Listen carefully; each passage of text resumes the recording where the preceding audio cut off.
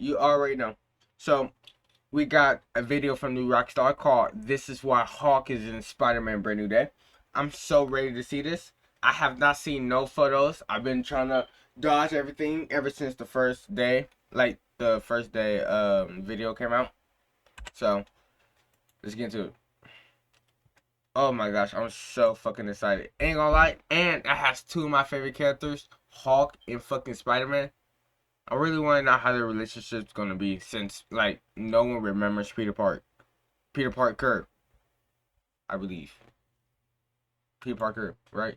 And I know, and I seen the set photo of Zendaya at the thing, but it's been confirmed that she was just there to, like, support Tom Holland and all that fun shit. Welcome back to New Rockstars. I'm Eric Voss, and we need to talk about the Hulk in Spider-Man Brand New Day. Mark Ruffalo is confirmed to join the cast of this 2026 fourth Tom Holland Spider-Man movie, along with John Bernthal, Frank Castle, Punisher, Michael Mando, Matt Gargan, Scorpion, Sadie Sink in an unknown role, and a number of others. And while we've talked about Hulk in the abstract and why the Punisher might hate his guts, there's another element to the Hulk in this Spider-Man movie that could explain why he's the perfect MCU character to team Peter Parker up with. So let's explain, does Hulk remember that Peter Parker is Spider-Man? From the earliest days that the Hulk was even rumored to appear in this movie, the speculation went that the Hulk would not be the smart Hulk form from Avengers Endgame and She-Hulk, but rather the classic Savage Hulk from The Incredible Hulk, The Avengers, Avengers Age of Ultron, Thor Ragnarok, Avengers Infinity War, and that What If episode where he popped. And just in the past week, rumors from toy reviewer outlets about the upcoming releases from Hasbro's Marvel Legends series in 2026 have indicated that the Hulk in that lineup might be a Savage Hulk version of the character. The Marvel Legends series tends to be versions of the characters we see in the Marvel Studios films and streaming series. This is not confirmed, but it is what many of us are expecting to see in Brand New Day. The Smart Hulk form that we've gotten to know was a product of Bruce Banner's experiments during the blip period, as he explained in Avengers Endgame. 18 months in the gamma lab. I put the brains and the brawn together. And now look at me. Best of both worlds. The best? This guy couldn't handle getting thunderclapped by his cousin and made us all hang out with his stupid son with the terrible haircut. The She-Hulk series did show us that gamma lab that Bruce referred to, part of a Mexican beach house with a great bar, where Bruce and Tony spent some time talking about whether Steve Rogers was a virgin. This is where I spent the blip fixing myself and integrating the Hulk Banner identities. Tony built it for me a few years ago. Tony Stark.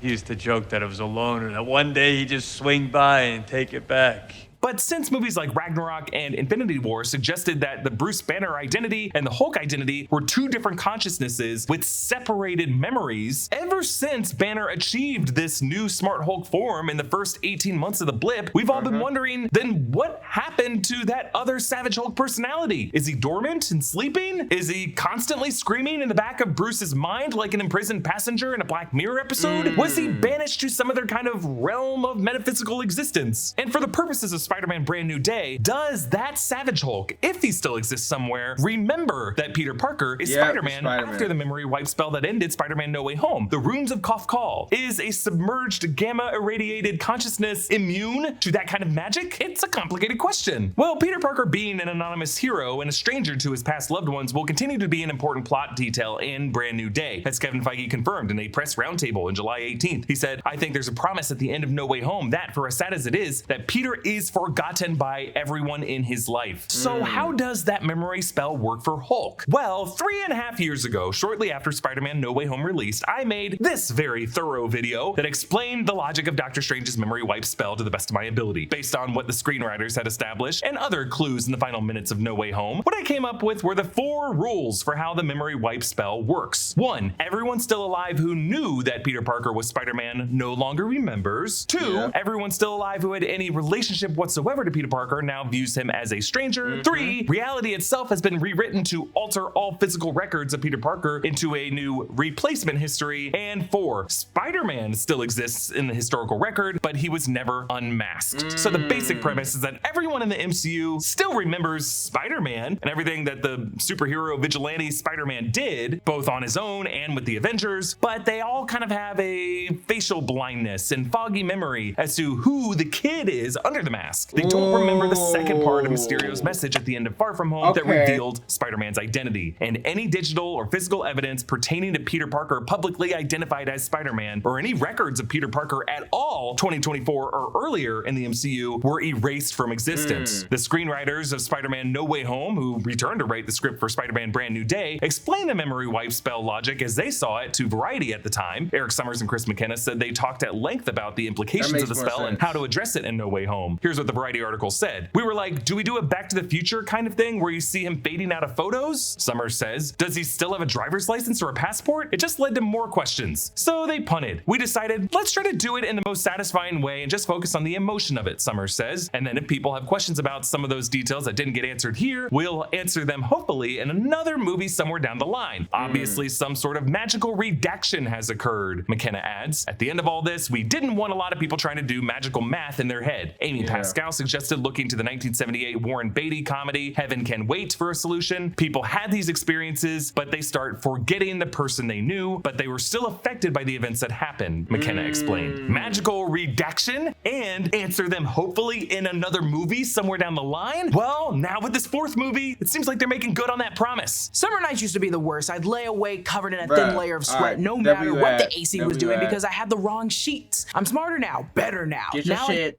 get your shit, get your shit, get your shit, queen. Get your shit, queen. Save over 40%. Not gonna lie, that theory makes it 10 times better. Makes the movie off. Again, that's like, trymiracle.com/new rockstars to treat yourself. yourself. Thank you, Miracle Made, for sponsoring today's video. But we should say that when it comes to Bruce Banner, he doesn't have too many memories of Peter Parker to begin with. Spider-Man didn't join the Avengers until the events of Civil War, when Bruce, trapped in his Savage Hulk form, was off-world on the planet Sakaar, becoming the gladiator champion we saw in Thor Ragnarok. When he returned to Earth in Avengers Infinity War, he only had a short amount of time with Tony Stark and Doctor Strange and Wong to get caught up on anything before Thanos' Q-ship arrived and Ebony Maw and Cull Obsidian started to attack. Spider-Man did help Tony Stark and Doctor Strange during this scene, but at no point does Bruce Banner or his very shy Savage Hulk form at this point ever interact with Peter, or even hear Tony call him Peter or see him with his mask off. A tree collapses on Bruce pretty early on, and he fights with his Hulk identity that covers half his face and then faints. And then after he faints, Cull Obsidian attacks Iron Man, and that's when Spider-Man now appears at the last second to block the attack. From there, Peter fights Cull Obsidian and then swings over to help Doctor Strange, who's being abducted by Ebony Maw, and then Peter Parker gets towed up to the Q-ship, where he joins Strange and Tony in space, goes to Titan and dusts there, and doesn't return to existence at all until the Battle of Earth, at which point Bruce has converted to Smart Hulk for all the moments they shared during the battle and at Tony Stark's funeral, and likely Smart Hulk would have been affected by Doctor Strange's spell. But there was one line at Avengers Infinity War that might be a clue to whether Savage Hulk ever knew the name Peter Parker. In the middle of the movie, when Bruce is with the others at Avengers Compound, Natasha explains where Scott and Clint are after Civil War. After the whole Accord situation, he and Scott took a deal. It was too tough on their families. Oh, there's an Ant-Man and a Spider-Man? There's an Ant-Man and a Spider-Man? I forgot about so that. This implies that at some point off screen in this movie, the other Avengers were hanging out with Bruce on the compound and briefed Bruce on the new allies that had joined them, including Spider-Man. And Bruce probably got the lowdown on this kid. And while it wasn't initially clear how many of the Avengers knew that Peter Parker was Spider-Man after Civil War, we know the Avengers archives kept Peter's face on file because his face was listed among the dusted in the opening act of Avengers Endgame. Now, yes, in those Endgame opening scenes, Bruce Banner was not yet Smart Hulk, but Savage Hulk had stayed buried at that point because remember, Banner only was active during these opening minutes while he was in the Hulkbuster armor. So the question then becomes, did at some point Bruce get into another argument with Savage Hulk during those off-screen Infinity War moments at the compound where Savage Hulk could have popped back up and seen that dopey headshot of Peter Parker on a hollow screen? And would Savage Hulk have cared enough to have clocked that information and stored it after all these years of dormancy? Would Eric Summers and Chris McKenna have bothered tracking all of this stuff to feel confident enough writing this into their screenplay for the fourth film? Is anyone at Marvel Studios tracking the continuity with this level of obsession to feel confident enough to advise them to put it in there? But when it comes to the magical redaction Summers and McKenna referred to for Doctor Strange's memory wipe, it's not clear if that magic would affect submerged, dormant alter egos born out of gamma radiation. But if Bruce could have buried Savage Hulk deep enough to stop that monster from ever coming out and regaining control, and if Ragnarok and Infinity War were specific that both of those forms have completely separate memories.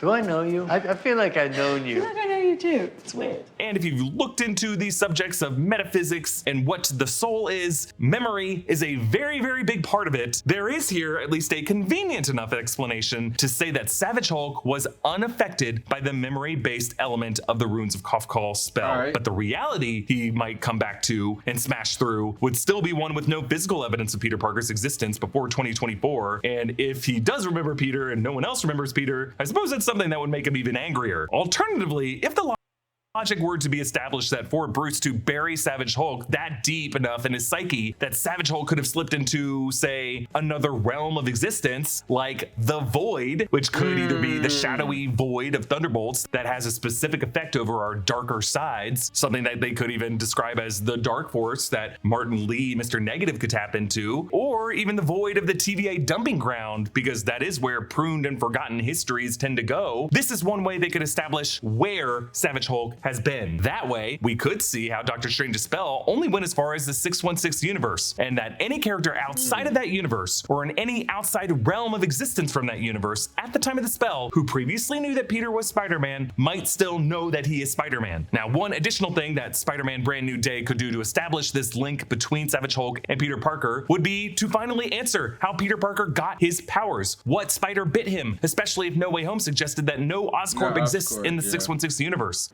Someone's living in my house.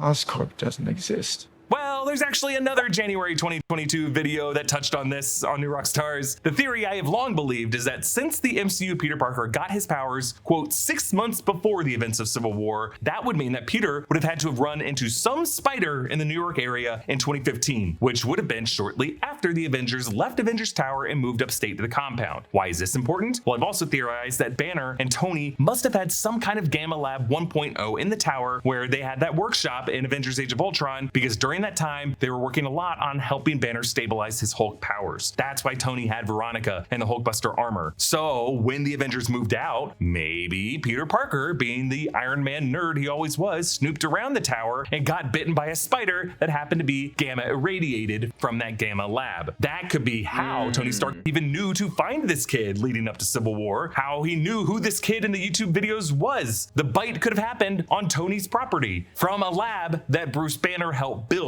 So if that's the case, and if we learn that Bruce Banner made that connection at any point in the past, maybe in the 18 months after Tony died, but before he became Smart Hulk, then yeah, Savage Hulk might be the one soul in the 616 universe who still remembers that Peter Parker is Spider-Man. So does Savage Hulk remember that Peter Parker is Spider-Man? It's possible. And does Savage Hulk remember 9/11? Probably not, because like many of the people who yell at me on the internet, he wasn't alive yet when it happened. I think I explained this to the best of my ability, but comment down below with your thoughts, and a special thanks to what the fuck kind of ending was that? What the hell? But anyway, W video. I can't wait to see Savage Hulk in this.